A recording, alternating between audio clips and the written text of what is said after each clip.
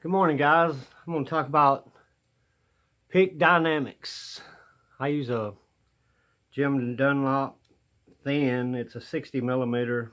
I like the thin picks. I like the bend that you get out of it. It gives a little more action to me. I know a lot of guys use thick picks. Here's one trick. I don't know if any of you know. If you got old picks and can't get to the music store, or the music store doesn't have your type of picks, and you have some older picks, take you an emery board and just kind of take your pick and rub that edge on your emery board, and it'll take that knife blade cut out of it and give you an edge that you can grab them pinch harmonics like that. And always look at your pick dynamics, because to get them pinch harmonics, you've got to hold your pick close to your, they call it a metal plectrum. That's what I've heard it called before.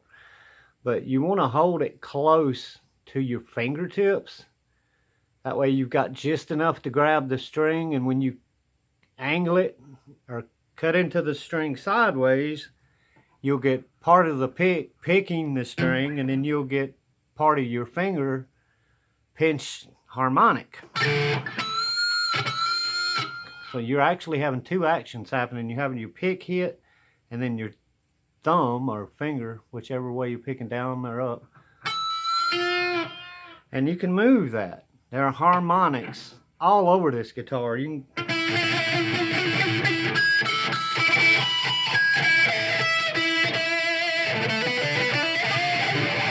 and you get closer up the neck, you can get them ZZ Top pinch harmonics.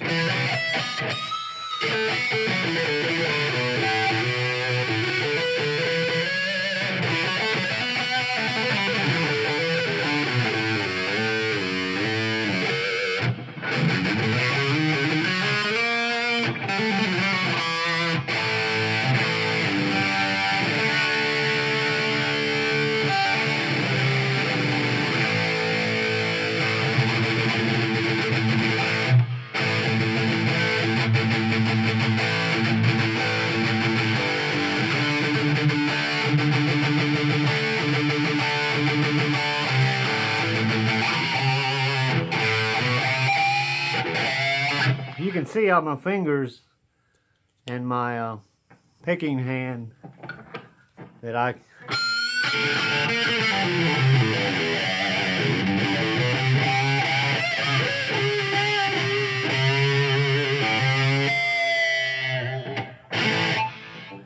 always pay attention to your pick, where it's at in your hand, to get them pinch harmonics, the angle of your pick.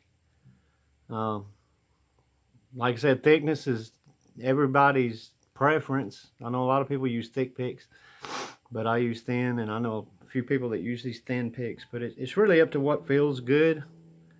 And just pay attention to all the dynamics that are going on when you're playing, and control that, and use your ear. Listen to your ear a lot, what it says, where you're at, memorize the notes in your head, and build that ear, because having a good ear is really one of the most important things that I can stress about. Is, I mean, if you don't listen to yourself, how are you going to know how you sound with other people when you jam with them or in a band? You know, you always have to use your ear, and sometimes you have to improvise, sometimes you have to move notes to make things work. So it's really flying by the seat of your pants every time. I mean, it doesn't matter how much practice you get in, without that ear and without being able to improvise in a tight situation, or, you know, on stage. And that's the main thing. Don't ever stop. If you break a string, step everything up. If you've got a floating bridge, or just continue on to the end of the song, because the show must go on, you know. But that's just a few little ideas that I had thought of. There's other little pick tricks that you can do, like the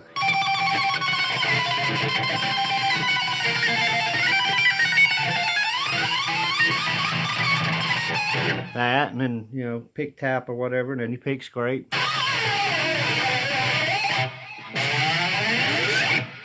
And then there's the pick, I don't know what you call this, but it's something I used to do where you just kind of rub all the strings.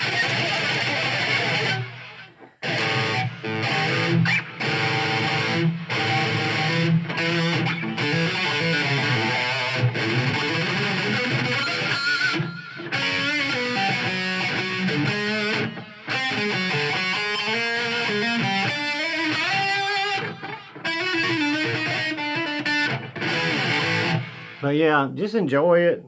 And like I said, pay attention to everything, because there's so many dynamics. You hear these people talking about, how do you get that Stevie Ray sound, or how do you get Steve Vai sound, or how do you get Joe Satriani or Yngwie sound? And a lot of the guys will tell you, you know, the one that they'll tell you that the sound is in their fingertips. So I saw a video of Joe Satriani playing a little $100, $200 guitar, and he made the thing sound awesome through a little cheap amp. You know, just by the way he picks and by the way he plays. So a lot of your sound that you develop, your style, is in how you play, how you pick, your attack, your rhythm, your ear. Everything is, you're constantly working and practicing to get them things honed in and get better. But I by no means am the best. I know a lot of stuff. I've been playing music and guitar. I've been playing guitar and loving music for, oh Lord, I'm 49. I started when I was 5, so like 44 years, something like that. Yeah, but I'm still learning. You know, I watch a lot of people. I've had a couple years through some divorces that I actually put it down. One time for 5 years and another time for about 3, and didn't play at all, and like, it drove me nuts, because music is therapy. And it's a release. When you feel that stress building up, or you're just having a bad day, grab your guitar and play it. It'll release that stress, and it'll give you a little bit of peace of mind and make you feel good about yourself, because everybody's special. Everybody is a unique creation, and I wish all of you the best, and can't wait to hear what you guys have got to say about this, or if you have any ideas, you know, add to it.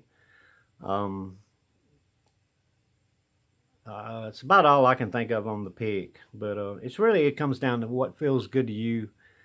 But the main thing is, you listen, you know, use your ear, pay attention, and be aware of all the dynamics that goes into playing. It's not just the amp or the pedals or having a Stratocaster or a Les Paul. I mean, a lot of it's in how you play, how you attack the string, how you pick the string. And because I've seen guitar players have some of the smoothest, cleanest picking, and then some of them pick with a plucking style, like kind of where they're picking it up, and it's real plucky sounding, which I like the cleaner picking, but mine comes out plucky too, because I've been out, and, you know, like I said, I'm not the best. I've had a couple strokes. Got blood clots in my legs. I've been out. I'm rusty, very, very rusty. I used to practice 8, 9, 10 hours a day back in the 80s when I won the GIT award for youngest, newest soloist, and didn't get to go to that because I had to work. Being poor and grow up in the South, I've had to make some of my own guitars. I made a flying V out of a Music Man neck and some pine